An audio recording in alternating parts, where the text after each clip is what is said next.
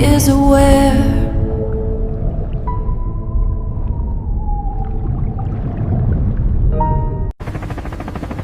In the heart of the Red Sea, something colossal has surfaced, unlike anything seen before.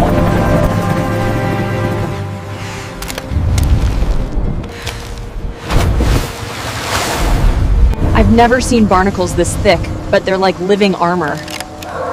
Keep steady, let's see how deep they go.